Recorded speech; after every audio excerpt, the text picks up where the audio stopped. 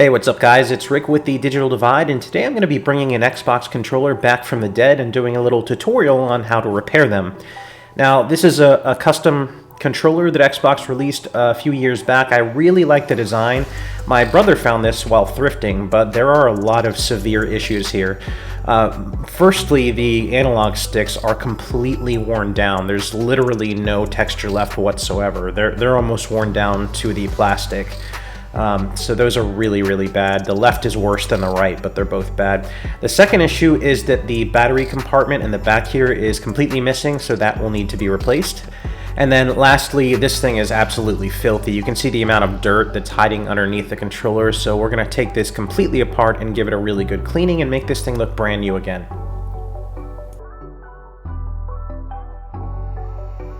We're going to start with the easy bit first, which is just buying a replacement battery cover.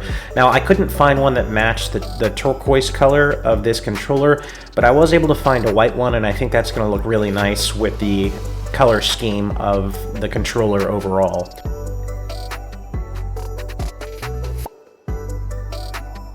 This is what it's going to look like, and the thing is, most of the controller is white anyway, so it looks like it shipped this way. It looks really nice. I was pleasantly surprised, but if you're curious, this is where I got it. I bought it on Amazon for $5.99, and it came with 4 different replacement backplates, 2 white and 2 black, so now I have extras if I want to repair another one in the future.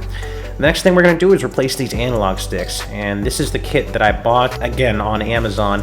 This is a really cool kit because it comes with 3 separate pairs of replacement analog sticks. And as you can see, it comes with a security torque screw, and we'll touch on that a bit later. It does come with this plastic prying tool to help you open up the controller, and then a small Phillips head screwdriver, and then another pick-style prying tool.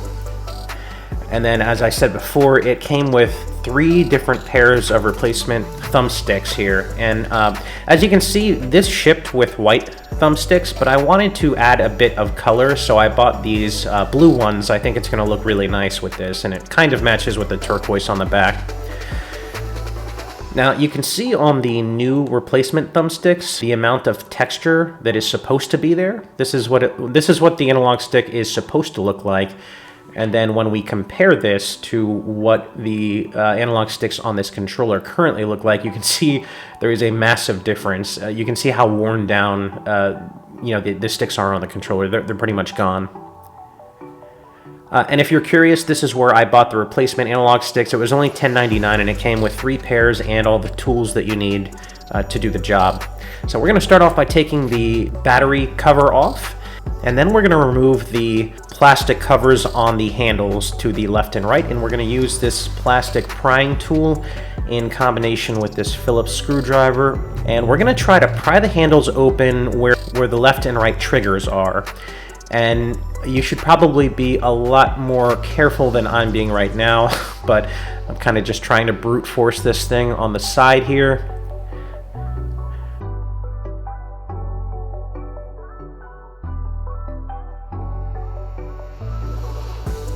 Okay, and that popped out.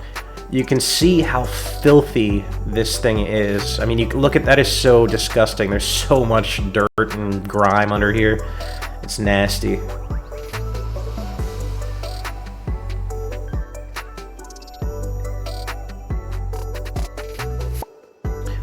Man, this thing is absolutely filthy.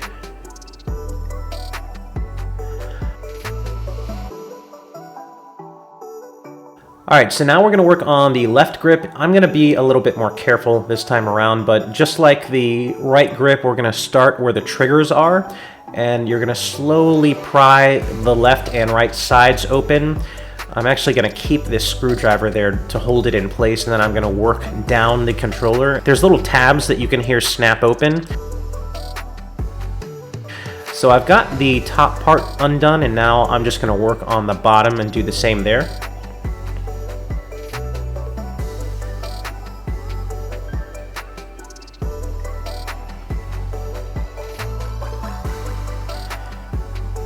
Okay, now that we've got both sides off, you can see how filthy this one is as well. This whole controller is just absolutely disgusting. So now the work begins to get these things open. Now, the controller has these torque screws, but they're security torque screws. So there's a little pin in the center of them that prevents a normal torque screw from going in there. But thankfully, the kit that we bought came with this specialized torque screw that has a hole in the center. It is made specifically to open this controller up. And most of the kits that I found on Amazon had that as well. If you don't have one of these specialized torque screws, then you can just break off that tab with a knife or some other tool, and then you should be able to fit a regular torque screw in there. I'm going to grab a container here to hold all of my screws so I don't lose anything, and we're going to start by taking off the top two screws. And now that those are both out, there are two screws on the bottom here that we will also have to remove.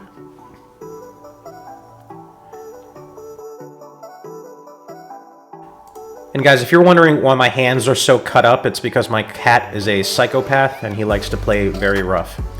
Okay, so now that those four screws are gone, there's one final hidden screw that is hidden behind this label. And you can see here, if you push in a little bit, it's hidden. So you will have to cut open a little slab here so that you can get access to that fifth screw. And you can see it right under here.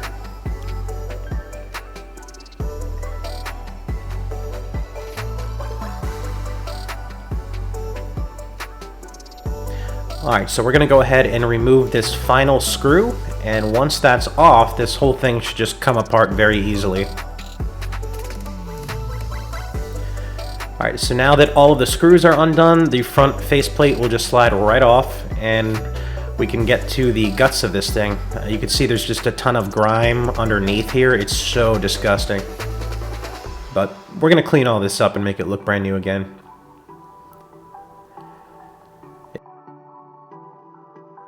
You can see all the grime by the D-pad here on the left. So disgusting. But the analog stick should slide right off, so we'll go ahead and just pull those off gently. And then I'm just going to go ahead and toss these because I don't need them. And you can see the little rumble motors on the bottom left and right. Just be careful with those because they're not actually screwed in securely. You can just pull those right out. Alright, so next we're going to take the back plate off. So the back doesn't look too bad. It's not quite as dirty as the front. You can see that the controller has two separate PCB boards, one on the bottom here and then one on the top.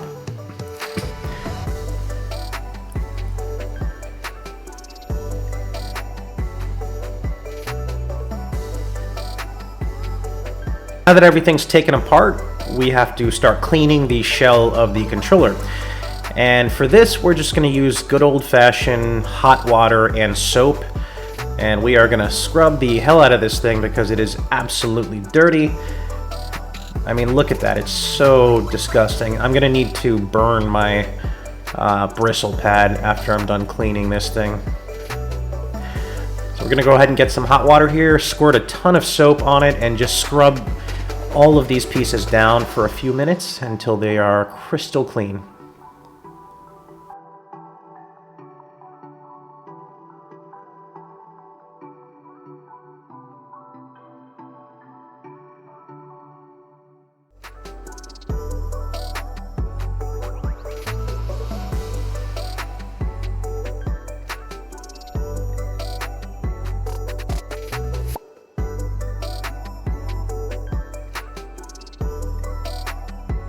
Once all the pieces have been thoroughly cleaned, you're just going to get a dry paper towel and just dry everything off completely. You're going to want to be especially careful with the back plate because it does have these metal battery contacts that you definitely don't want to have any moisture when you put the batteries in, or it could damage your controller. So just make sure that it's completely dry before you reassemble this. Alright, so now that everything's clean, we're going to put this thing back together. And again, these motors at the bottom left and right aren't screwed in, so they can just pull right out. And then, so just be careful, be mindful of that, make sure they're secure before you reassemble this thing.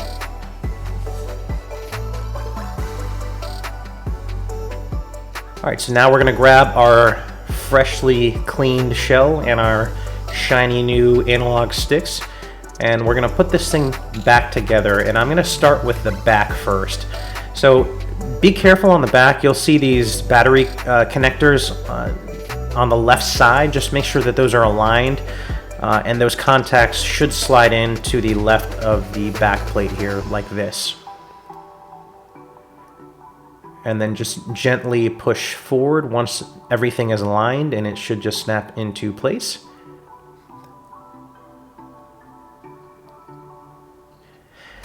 Next, we're going to install our brand new thumbsticks.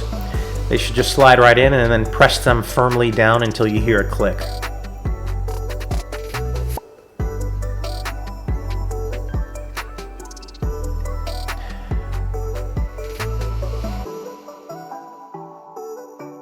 Once the thumbsticks are secure, we're going to go ahead and just put the front faceplate down on top.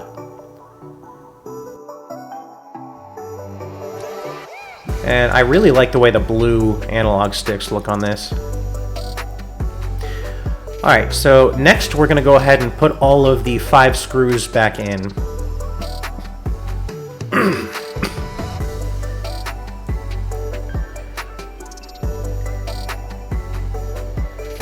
Right, now that the screws are back in, we're going to install the left and right plastic handles, and you'll see these plastic tabs on the handle. Just make sure that they align with the insert on the controller, and then it should just snap right into place.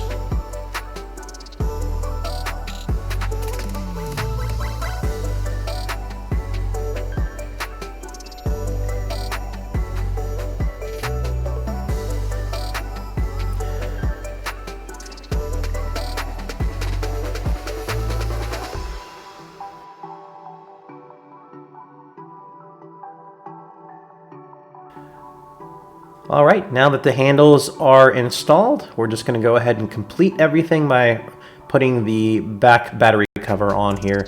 And guys, this is the final product. Now that everything's finished, I really like the blue analog sticks that I decided to go with, and this thing is fresh, like brand new out of the box. It was really filthy, but it wasn't too difficult a project. So the final thing that we're going to do is just test this puppy out, make sure everything works. So for that, I'm going to load a game called Hi-Fi Rush. This is a game that I play with a controller. And you're just going to want to load a game and make sure there's no analog drift. Make sure that the left and right sticks are working and that all the buttons are being recognized. Make sure that the motors are working. And so far, everything is working smoothly. Hopefully this tutorial was helpful for you. As always, that's going to do it for me today, and thank you for watching.